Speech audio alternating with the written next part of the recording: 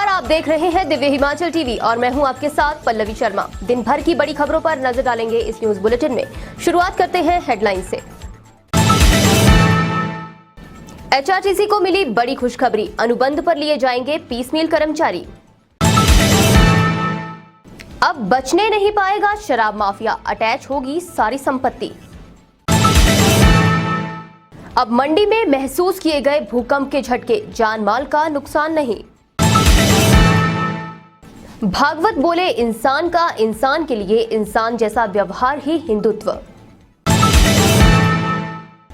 Principal promotion में प्रवक्ताओं का कोटा न बढ़ाने का विरोध, संघर्ष की चेतावनी। स्वर्ण जयंती अनुशिक्षण योजना की परीक्षा 21 को, जेईई नीट की मुफ्त मिलेगी कोचिंग। प्रदेश के 5 जिलों में शीतलहर को लेकर येलो अलर्ट, 22 दिसंबर तक मौसम साफ। और अब समाचार विस्तार से। एचआरटीसी पीसमील कर्मचारियों को सरकार ने बड़ी राहत दी है। एचआरटीसी में कार्यरत पीसमील कर्मचारियों को अब अनुबंध पर लाया जाएगा। शिमला में शनिवार को होटल हॉलिडे होम में हुई एचआरटीसी की निदेशक मंडल की बैठक में ये फैसला लिया गया है। एचआरटीसी पीसमील कर्मचारियों को सरकार ने बड़ी राहत दी है। एचआरटीसी में कार्यरत पीसमील कर्मचारियों को अब अनुबंध पर लाया जाएगा। शनिवार को शिमला के होटल हॉलिडे होम में हुई एचआरटीसी की निदेशक मंडल की बैठक में ये फैसला लिया गया है। बैठक के बाद पत्रकारों से हुई बातचीत के दौरान परिवहन मंत्री बिक्रम सिंह ठाकुर ने इस बात की जानकारी दी है।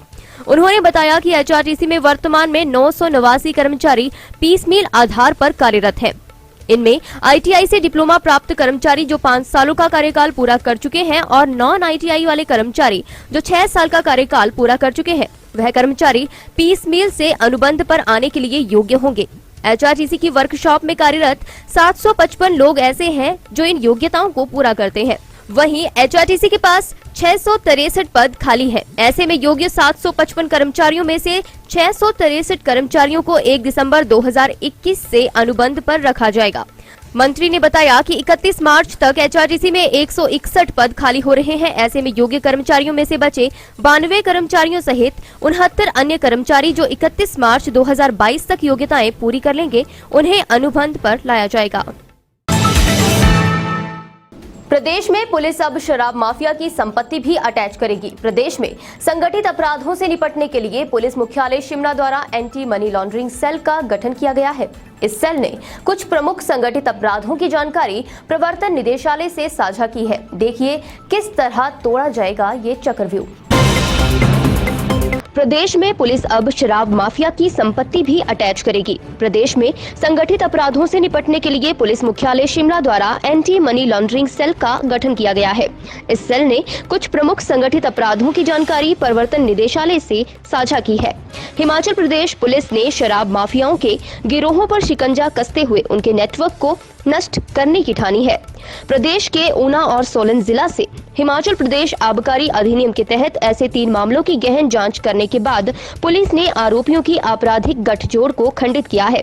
पुलिस शराब तस्करी के मामले में शामिल आरोपियों की संपत्ति का आकलन कर रही है। पुलिस पता लगा रही है कि आरोपियों की इतनी संपत्ति कैसे बनाई और उनकी आय कितनी है। प्रदेश में शराब माफिया के मामलों में 10 से अधिक आरोपी व्यक्तियों की संपत्तियों की जांच कानूनी कार्रवाई के लिए प्रवर्तन निदेशालय को सौंपी गई है। हिमाचल प्रदेश के जिला मंडी में एक बार फिर भूकंप के झटके महसूस किए गए हैं। शुक्रवार देर रात झटके महसूस हुए हैं। भूकंप की तीव्रता रिक्टर स्केल पर 2.9 नापी गई है। हालांकि भूकंप की तीव्रता कम होने की वजह से किसी भी तरह का नुकसान नहीं हुआ है। हिमाचल प्रदेश के जिला मंडी में एक बार फिर भूकंप के झटके महसूस किए गए हैं। शुक्रवार देर रात झटके महसूस हुए हैं। भूकंप की तीव्रता रिक्टर स्केल पर 2.9 मापी गई है। हालांकि भूकंप की तीव्रता कम होने की वजह से किसी भी तरह का नुकसान नहीं हुआ है। इसकी पुष्टि नेशनल सेंटर फॉर सिस्मोलॉजी ने की है। इससे पहले 28 नवंबर को भी मंडी में भूकंप के झटके महसूस किए गए थे। प्रदेश में पिछले कई सालों से भूकंप के झटके महसूस किए जा रहे हैं। भूवैज्ञानिकों के मुताबिक हिमाचल प्रदेश भूकंप के लिहाज से अति संवेदनशील जोन 4 व जोन 5 में सम्मिलित है। भूकंप की दृष्टि से संवेदनशील 5वें जोन में पड़ने वाले हिमाचल में इस साल 53 छोटे बड़े भूकंप आ चुके हैं। यदि अक्टूबर और नवंबर महीने की बात करें तो 6 बार भूकंप आ चुका है। पहाड़ी राज्य होने के कारण बड़ा भूकंप हिमाचल के लिए विनाशकारी सिद्ध होगा, लेकिन विशेषज्ञों का कहना है कि जागरूकता और सतर्कता से भूकंप के दौरान नुकसान को न्यूनतम किया जा सकता है। राष्ट्रीय स्वयंसेवक संघ के सरसंघचालक डॉक्टर मोहन राव भागवत ने कहा कि इंसान का इंसान के लिए इंसान जैसा व्यवहार ही हिंदुत्व है। उन्होंने कहा कि वासुधैव कुटुंबकम का पर्याय ही हिंदुत्व है। हिंदुत्व मार्केटिंग करना नहीं सिखाता। पिछले 40,000 साल पूर्व से ही हमारा एक ही डीएनए है। देखिए धर्मशाला पहुंचे भागवत ने और क्या कहा। राष्ट्रीय स्वयंसेवक संघ के सरसंघचालक डॉक्टर मोहन राव भागवत ने कहा कि इंसान का इंसान के लिए इंसान जैसा व्यवहार ही हिंदुत्व है। उन्होंने कहा वासुधैव कुटुंबकम का पर्याय ही हिंदुत्व है। हिंदुत्व मार्केटिंग करना नहीं सिखाता। पिछले 40,000 साल पूर्व से हमारा एक ही डीएनए है। इस दौरान कई आतताई आए, अपनी संस्कृति अपनी बोलवाणी हम पर थोपते रहे, लेकिन हमारे पास सालों से अपनी संस्कृति व संस्कार मौजूद है और उसी पर चलते हैं। शनिवार को धर्मशाला कॉलेज के सभागार में पूर्व सैनिक प्रबोधन कार्यक्रम में आरएसएस प्रमुख डॉक्टर मोहन राव भागवत ने ये विचार रखे। उन्होंने पूर्व सैनिकों को शाखा और स्वयंसेवक का मतलब भी समझाया और इससे जुड़कर अपने दिन का 1 घंटा देश समाज को देने की बात कही।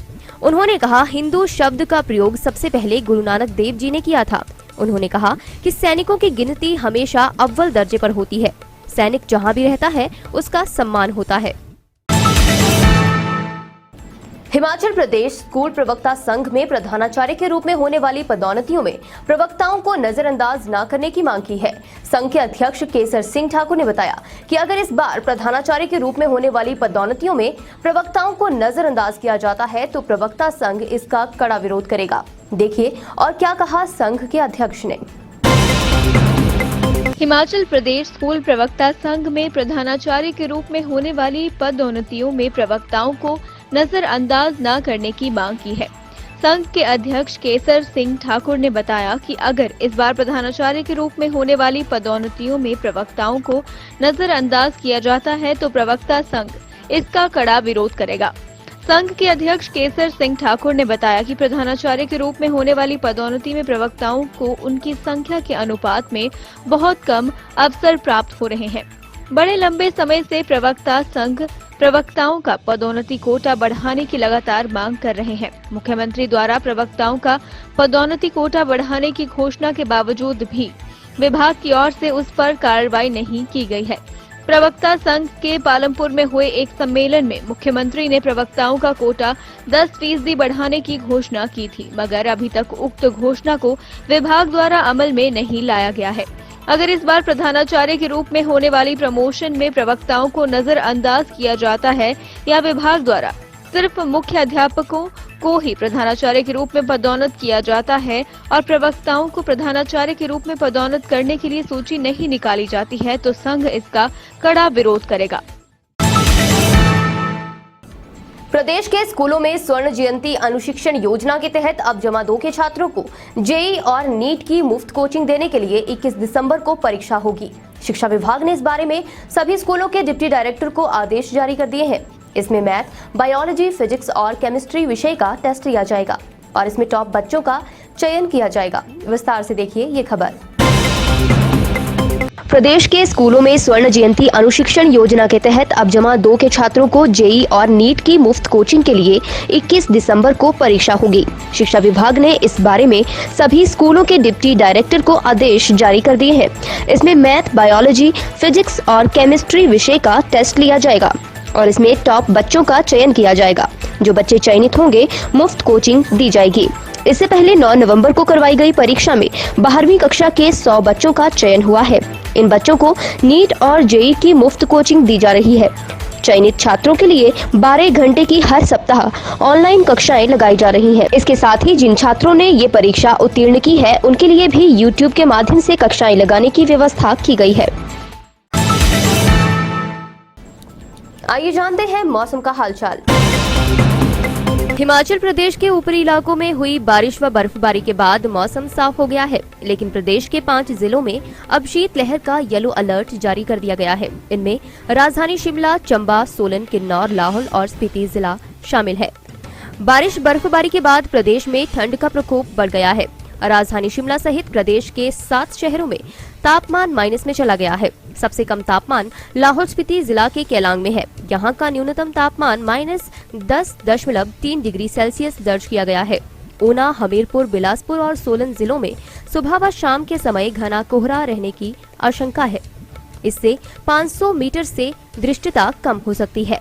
मौसम विभाग ने शिमला, चंबा और इनके आसपास के क्षेत्रों में शीतलहर का अलर्ट जारी करते हुए लोगों को हिदायत दी है कि वे संबंधित विभागों द्वारा जारी की गई सलाह व दिशा निर्देशों का पालन करें तथा सुरक्षा के पर्याप्त उपाय करें। मौसम विज्ञान केंद्र शिमला के निदेशक सुरेंद्र पाल ने कहा कि अगले 3 दिन प्रदेश में शीतलहर की चेतावनी जारी की गई है। 22 दिसंबर तक बारिश व बर्फबारी नहीं होगी, लेकिन रात के तापमान में गिरावट से ठंड का प्रकोप बरकरार रहेगा। चलते चलते में नजर इन बड़ी खबरों पर।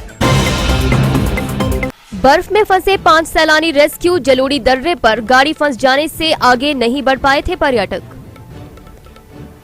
कोरोना क्लस्टर में ओमिक्रॉन की तलाश, दिल्ली जा रहे सैंपल। फिलहाल प्रदेश में वेरिएंट की दस्तक नहीं। हमीरपुर में युवतियों में चले लात घूंसे। बस अड्डा पर हुई गुत्थम गुत्था मारपीट का वीडियो वायरल। और साइबर सेल की टीम ने व्यक्ति के 10 लाख लूटने से बचाए। विदेशी महिला ने जाल में फंसाकर ठगे थे लाखों। आज के न्यूज बुलेटिन में बस इतना ही। देखते रहिए दिव्य हिमाचल टीवी।